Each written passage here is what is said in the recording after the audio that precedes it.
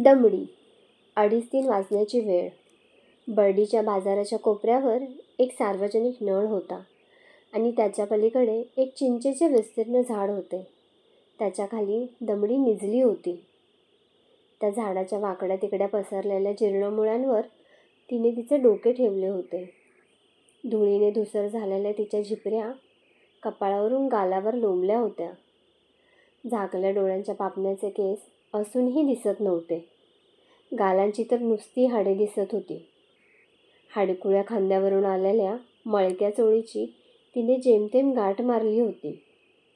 कमरेला अर्धे मुर्दे विटके लुगडे गुंडाळले होते आणि तिने त्याचा कसाबसा काचा खोचला होता.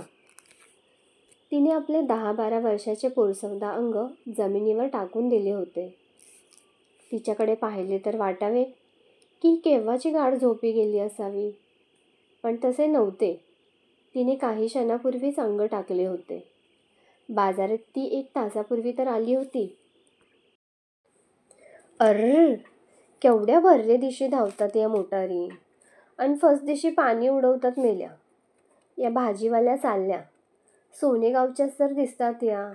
हो तर काय, ती नाही का गोप्याची माय, भल्ली भरली टोपली भेंड्यांनी. हाराच्या वर कशा गोलच गोल उभ्या करून दिल्यान, जसे काही शिपाईच. त्या उडान खटोलीच्या तळापाशी नाही का उभे राहत संगिनी घेऊन तशा. आणि त्या मोटारी तर अशा भारी, अवघा रस्ता भरून टाकतात.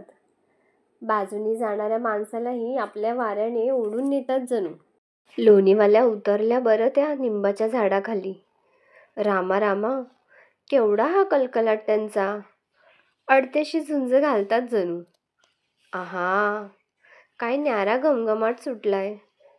तिने मागे वळून पाहिले. तिच्या पाठीशीच शेवभाजीवाल्याची राहुटी होती.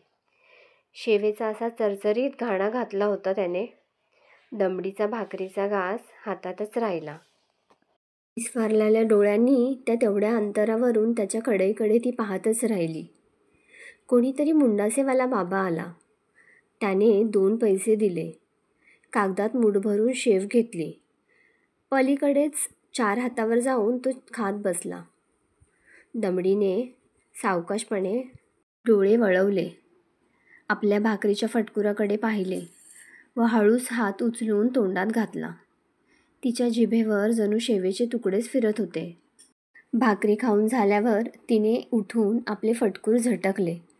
नळावर जाऊन कोपऱ्यापर्यंत पाण्याचे ओघळ घळाघळा जाईतो ती उंजळीने पाणी प्यायली. फटकुरालाच हाततोंड पुसून चिंचेच्या झाडापाशी आली. मग तेच फटकूर चुंबळीसारखे उशाशी घेऊन झाडाच्या मुळांवर डोके ठेवून झोपली. 5 मिनिटातच तिला भोवतालच्या जगाचा विसर पडला आणि ती स्वप्नांच्या जगात शिरली. त्या स्वप्नात ती अखंड चालत होती. पावलामागून पाऊल टाकत होती. दृष्टीची झेप जाईल तिथवर तिला हिरवेगार गवतच दिसत होते. त्यातून वाट काढत डोक्यावरचा जड लांब भारा सावरत ती एकसारखी चालली होती. बरोबर आजी नव्हती, कोणीच नव्हते. तिने डोक्यावर सहज हात नेला आणि काय मज्जा, तिच्या डोक्यावर गवत कुठे होते. काहीतरी लांब, पिवळे, कडक, गरम, त्याचा संबंध भारा तिच्या डोक्यावर कोणीतरी दिला होता. आहाहा, शेव, खमंग कुरकुरीत गरम शेव होती ती. तिच्या डोक्यावर होती. तिच्या हातानेच तिने धरली होती. त्यातली शेव खावी आपण. तिचा हात पुढे सरकला.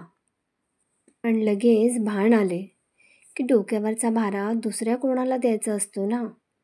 पुन्हा ती स्वप्नातच चालू लागली. दमडी निजली होती. एवढीही हालचाल होत नव्हती. तिच्या अंगावर चिंचेची पाने मधून मधून पडत होती. आकाशात ढगांची शिवशिवी चालली होती. वाऱ्याचे झोत येत जात होते. मध्येच ऊन पडे तर घटकेत वाटे आता पाऊस कोसळणार. असाच एक थंड वाऱ्याचा झोत आला व चिंचेची गार पाने तिच्यावर बरसली. पण तिचा स्वप्नप्रवाह चालूच होता. ती पुन्हा चालत होती. आता स्वप्नात एक थपथपलेला गवताचा भारा तिच्या डोक्यावर होता. पायात गोळे आलेले. सगळीकडे अंधार. प्रत्येक पावलाबरोबर भोवताली सळसळणारे गवत तेवढ्यातच तिला त्या स्वप्नात आजी दिसली. तिच्या मागे जायचे ना? आजी तर फाटकातून आत चालली. चला चला, त्या बंगल्यावर चंदी आहे वाटतं. दमडी फाटकातून आत शिरली. मागले दार उघडले गेले. दमडी भारा सावरीत गोठ्याकडे गेली. आजी भारे सोडत होती. तोवर दमडी गोठ्याच्या खांबाशी टेकून उभी राहिली. तिथून तिची दृष्टी स्वयंपाकघराच्या खिडकीतून आत शिरली. रसरशीत निखारे पेटले होते.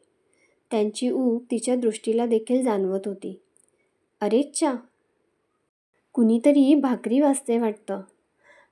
भाजल्या जाणाऱ्या भाकरीचा केवढा खमंग वास पसरला होता.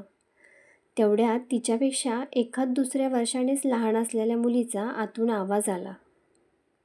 माझ्या भाकरीवर दूध पाहिजे, दूध. पाहूया तरी. पण आजी तर फाटकातून बाहेर पडली. म्हणून दमडीही निघाली. आजी मागोमाग चालू लागली अंधारातून, गवतातून. आता तिला स्वप्नातच कुठले तरी गाव दिसले. सोनेगाव का ते? सोन्याचे गाव. मावळत्या सूर्याच्या प्रकाशात चिंचोळ्या पायवाटेने वरवर चालली होती ती. मग शीतळादेवीचे देऊळ लागले. पलीकडे मारुतीचे. तो पहा, तो विठू नारळ फोडतोय वाटतं तिथे. मला दे की रे थोडं. हो तर, तुझ्यासाठीच तर फोडतो. खोबऱ्याचा तुकडा, पांढरा स्वच्छ करकरीत. दाताखाली दाबला तर दूध निघतं नुसतं. दमडीने खोबरे घ्यायला हात चटकन पुढे केला. विठू म्हणत होता, हो हो, हा सगळाच्या सगळा तुकडा तुझ्यासाठीच आहे दमडे. घे, सगळा घे दमडे. पण त्याचवेळी दमडे, दमडे, तिच्या आजीच्या हाका आल्या. भारे विकून मीठ मिरचीचा बाजार करून ती दमडीला उठवायला हाका मारत होती. दमडी जागी झाली. पण तिच्या डोळ्यापुढे भाकरीचे, दुधाचे, खोबऱ्याचे स्वप्न तरळतच होते. क्षणभर पडल्या पडल्याच ती आजीकडे पाहतच राहिली. आजीने पुन्हा हाक मारली. दमडे, अशी काहून पाहतं ग? उठ ना आता.